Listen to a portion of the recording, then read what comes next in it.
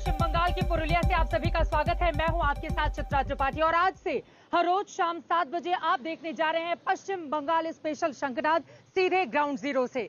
इस वक्त मेरी मौजूदगी यहां पर इसलिए है क्योंकि 27 तारीख को पहले चरण की वोटिंग होने जा रही है, जिसके लिए Bharatiya Janata party, TMC, Congress, left और तमाम दूसरे दलों ने अपनी अपनी कमर कस ली है।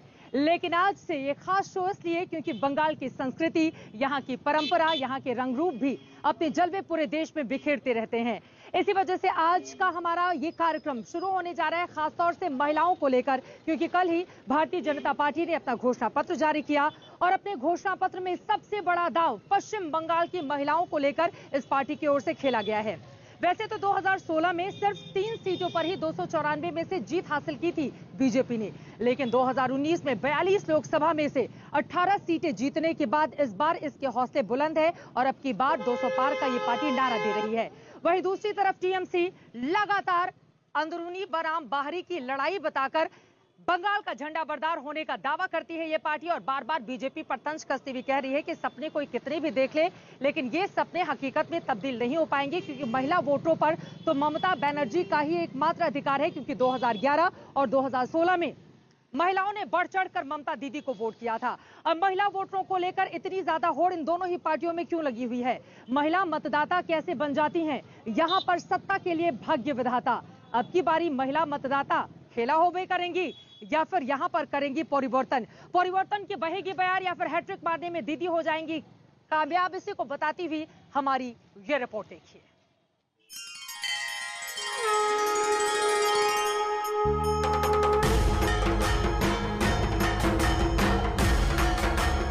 सभी महिलाओं के लिए केजी से पीजी तक की पढ़ाई निःशुल्क करने का निर्णय करा है।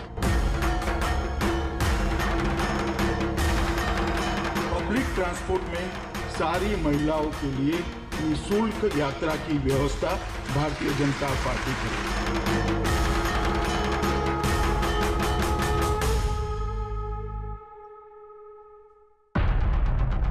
आधी आबादी के पूरे सम्मान में बीजेपी उतर चुकी है बंगाल के चुनावी मैदान में। चुनाव जीतने की पड़ी है, इसलिए वादों की लड़ी है, सौगातों की झड़ी है। सभी महिलाओं के लिए केजी से पीजी तक की पढ़ाई निःशुल्क करने का निर्णय करा है। कोई भी महिला हो, कोई भी बच्ची हो, केजी से पीजी तक सारी पढ़ाई का खर्चा बंगाल सरकार, जो भारतीय जनता पार्टी की बनेगी, वो उठाएगी। बंगाल की बेटियों को लुभाने और बंगाल की बेटियों का वोट पाने के लिए ये ताने बाने बुने गए हैं। बीजेपी का भरोसा है कि दिल्ली के माफिक अगर बंगाल में महिलाओं को फ्री यातायात की सुविधा का भरोसा मिला तो यातायात के साधन रॉयटर्स के बिल्डिंग तक पहुंचाने में कोर कसर नहीं छोड़ेंगे।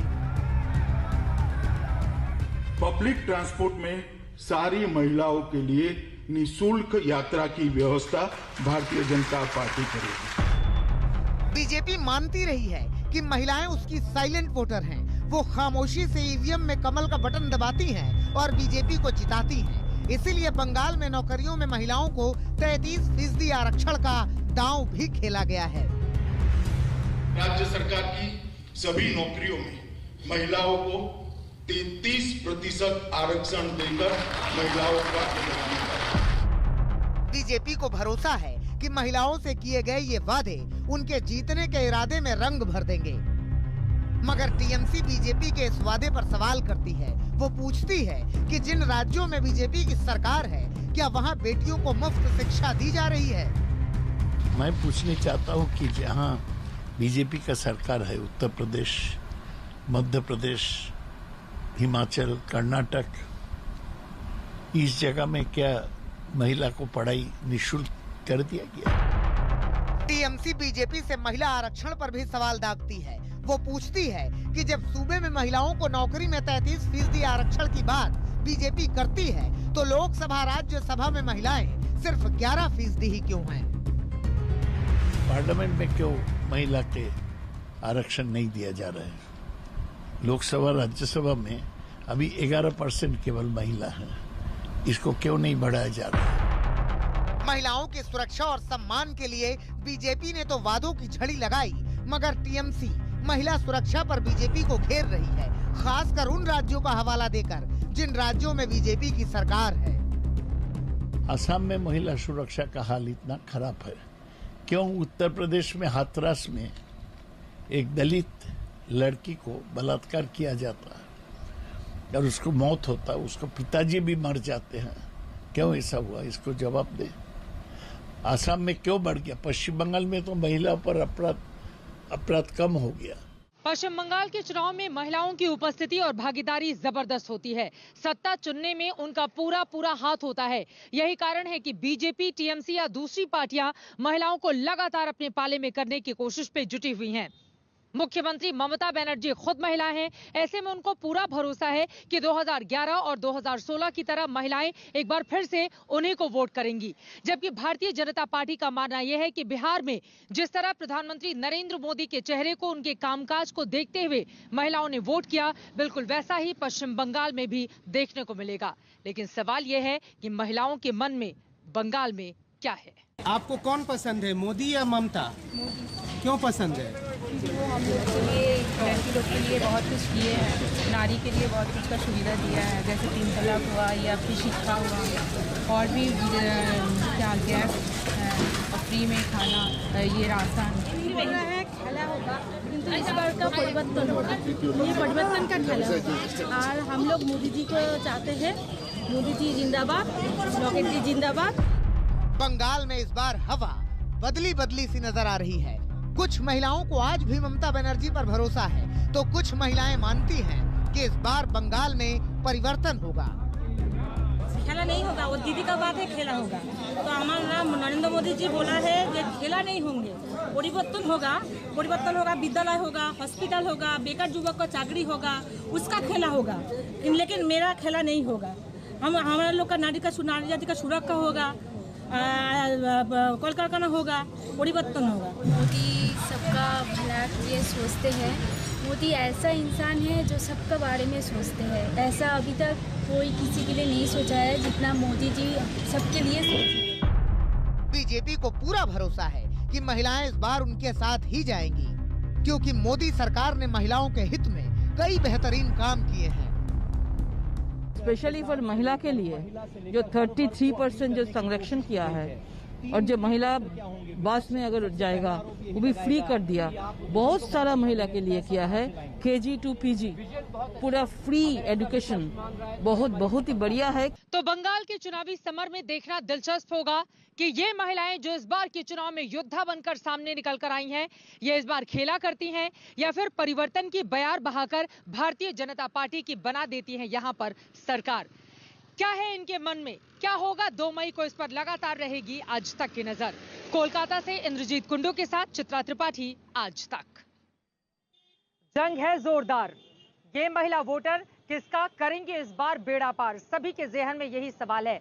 49% महिला मतदाता हैं इस वक्त पश्चिम बंगाल में, और यकीनन उनको लुभाने का कोई भी कोरकसर ये पार्टियां नहीं छोड़ रही हैं। वैसे महिलाओं के मन में क्या है, इसको बताती हुई हमारी एक रिपोर्ट तो आपने देख ली है, लेकिन महिलाओं को लेकर इतनी ज्यादा संजीदा ये पार्टियां क्यों हैं, और ममता बनर्जी भी बार बार महिला वोटर्स को अपने पाले में करने के लिए बड़ा दांव क्यों खेल रही हैं। वैसे आपको बताते चले कि जिन 294 सीटों पर ममता दीदी ने अपने उम्मीदवारों का ऐलान किया है, उनमें से ज्यादातर महिला उम्मीदवारों को टिकट दिया गया है ताकि बढ़ चढ़कर महिलाएं उनकी पार्टी के पक्ष में वोट कर पाएं। लेकिन क्या ये संभव हो पाएगा, या भारतीय जनता पार्टी बिल्कुल बिहार की तरह बाजी मार ले जाएगी, जिसका जिक्र खुद प्रधानमंत्री नरेंद्र मोदी की ओर से किया गया।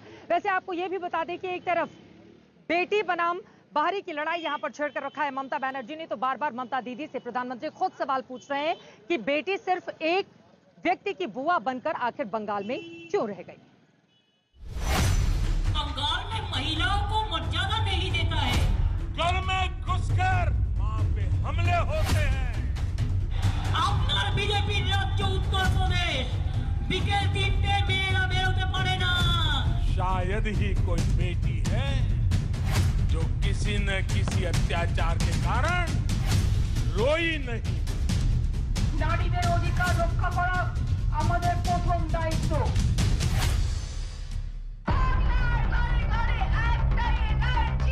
अब की बार बंगाल में महिलाएं किसका करेंगी बेड़ा पार।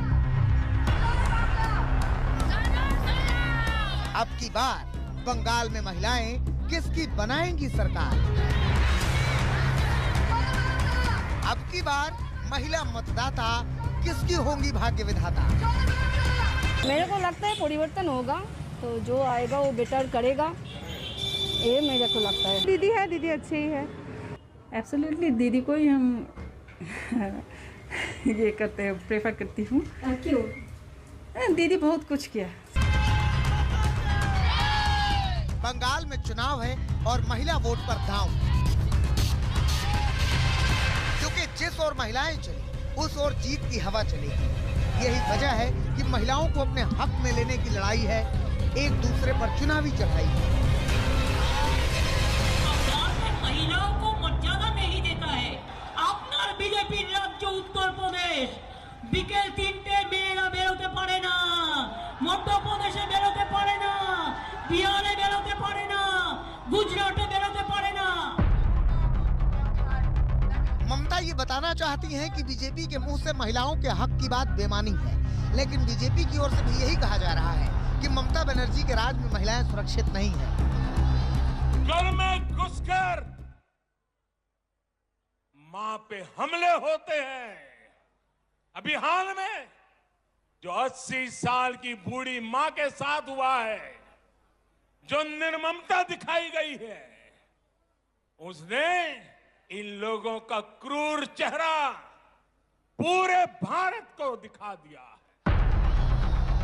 ये लड़ाई इसलिए है क्योंकि बीजेपी और टीएमसी दोनों को मालूम है कि महिलाओं के साथ होने का अर्थ है सत्ता तक पहुंच जाना। कम से कम आंकड़े तो यही कहते हैं। 2011 के विधानसभा चुनाव में बंगाल की 84.45% महिलाओं ने वोट किया था और ममता बनर्जी की सरकार बनाई थी। 2014 लोकसभा चुनाव में 82.06% महिलाओं ने वोट में भागीदारी निभाई थी। तब टीएमसी को 42 में से 34 और बीजेपी को 2 सीटें मिली थी। 2016 विधानसभा चुनाव में भी ममता बनर्जी की जीत हुई थी और तब 83.13% महिलाओं ने वोट किया था। 2019 में बंगाल की तस्वीर बदलने वाला लोकसभा चुनाव हुआ, जिसमें महिलाओं ने 81.7% मतदान किया। इस चुनाव में बीजेपी को 18 और टीएमसी को 22 सीटें मिली और उसे कुल 12 सीटों का नुकसान हुआ। ममता ने कन्याश्री, रूपाश्री और मातृत्व शिशु देखभाल जैसी योजनाओं से भी महिलाओं को लुभाने की पूरी कोशिश की है। साथ ही बंगाल की बेटी ही चाहिए का नारा भी बुलंद कर दिया है। मोदी मोदी। लेकिन पीएम मोदी ने ममता के गढ़ में ही ममता से पूछा था कि वो बेटी से बुआ क्यों बन गई। बंगाल ने आपको दीदी की भूमिका में चुना था, लेकिन आपने खुद को एक ही भतीजे की बुआ तक सीमित क्यों कर दिया? आपने एक ही भतीजे की बुआ होने के मोह को क्यों चुना? जुबानी जंग अपनी जगह है, लेकिन ममता बनर्जी महिलाओं को अपना कोर वोटर मानती हैं। यही बात प्रधानमंत्री मोदी भी मानते हैं कि उन्हें महिलाओं का मत मिलता है और महिलाएं उनकी साइलेंट वोटर हैं। बीजेपी के पास साइलेंट वोटर्स का एक ऐसा वर्ग है जो उसे बार बार वोट दे रहा है, निरंतर वोट दे रहा है। ये साइलेंट वोटर्स हैं देश की माताएं, बहनें, महिलाएं, देश की नारी शक्ति। जंग जबरदस्त है, लेकिन देखना होगा कि बंगाल की महिला शक्ति किसे सत्ता तक पहुंचाती है। प्रेमा राजाराम और सूर्याग्नि रॉय के साथ अनुपम मिश्र, कोलकाता, आज तक। तो ये साइलेंट महिला वोटर क्या बिहार की तरह ही भारतीय जनता पार्टी के पक्ष में इस बार मतदान करने वाली हैं, जिसकी उम्मीद बीजेपी कर रही है, क्योंकि 1980 से गठन के बाद भारतीय जनता पार्टी ने कभी बंगाल में अपनी सरकार नहीं बनाई, लेकिन इस बार उसके हौसले बुलंद है और अब की बार 200 पार का नारा भी लग रहा है। लेकिन वहीं दूसरी तरफ टीएमसी ये मानती है कि महिला होने के नाते महिला वोटर उसकी तरफ शिफ्ट हो जाएंगे। लेकिन बात सिर्फ महिला वोटर्स की नहीं है, इन सब के बीच बंगाली बनाम बाहरी की लड़ाई भी पश्चिम बंगाल में इस वक्त जोरों से चल रही है। आपको बताते चले, बीजेपी ने बंगाल का अपना संकल्प पत्र जारी किया, जिसको लेकर टीएमसी ने निशाना साध लिया। ये कहा कि आखिर बाहर से बुलाए गए नेताओं के जरिए बीजेपी ने बंगाल के लिए संकल्प पत्र जारी क्यों करवाया? क्या कोई भी बंगाली नेता बीजेपी को नजर नहीं आया? भारत माता की, भारत माता की, बीजेपी जिंदाबाद।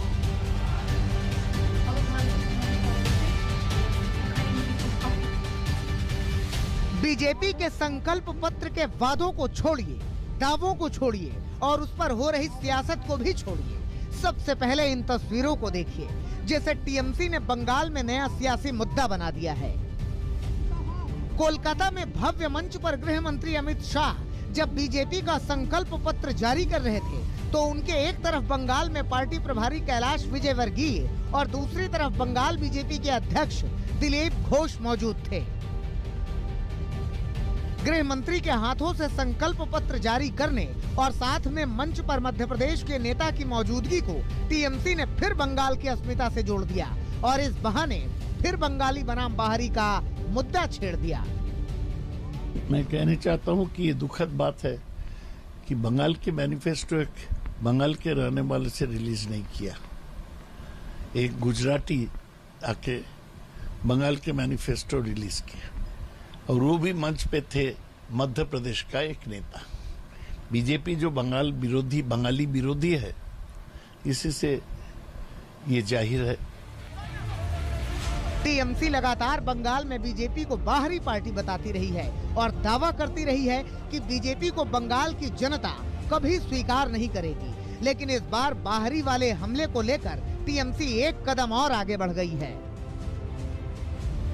बीजेपी का संकल्प पत्र जारी होने के ठीक बाद तृणमूल कांग्रेस के ट्विटर अकाउंट से किए गए इस ट्वीट को देखिए, जिसमें बीजेपी के संकल्प पत्र को by the people of Gujarat यानी गुजरात के लोगों द्वारा बनाया गया बता दिया गया।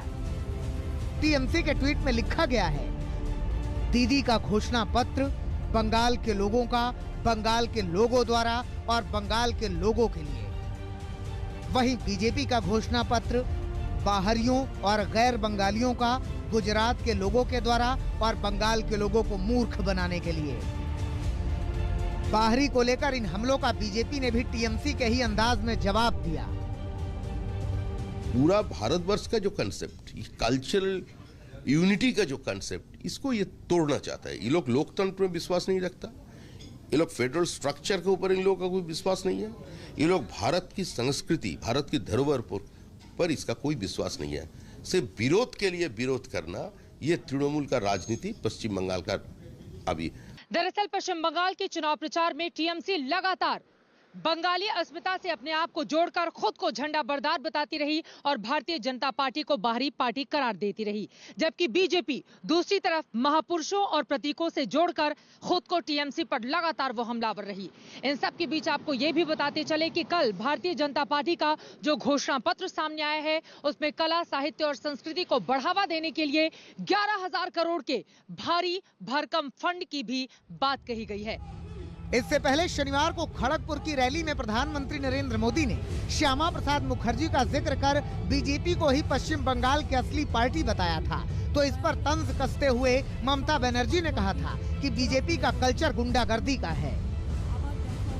मैंने ब्रिगेड मैदान में कहा था कि बंगाल का बीजेपी पर कर्ज है।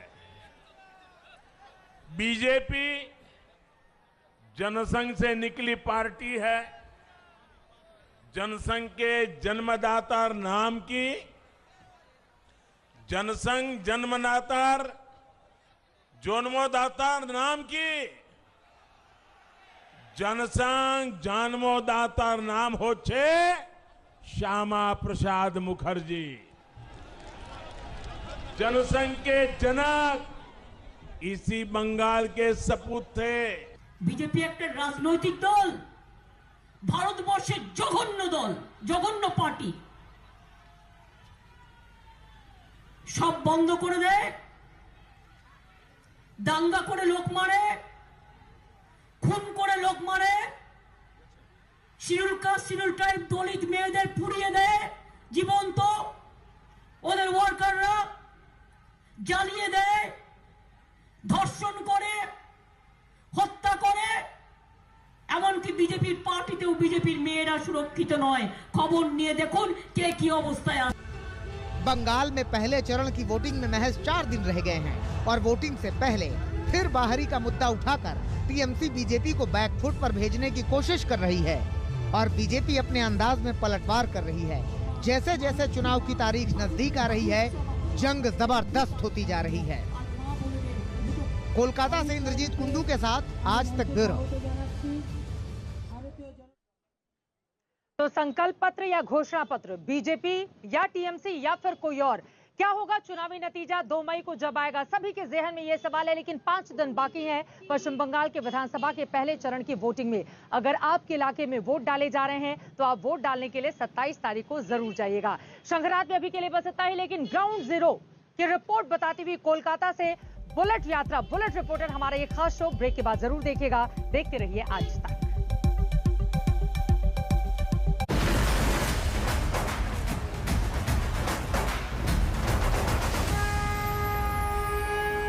नमस्कार, मैं हूं अंजना ओम कश्यप। हमें उम्मीद है ये वीडियो आपको पसंद आया होगा। लेटेस्ट खबरों के लिए यूं ही देखते रहिए आज तक और इस वीडियो के पसंद आने पर लाइक, शेयर एंड सब्सक्राइब करना ना भूलें।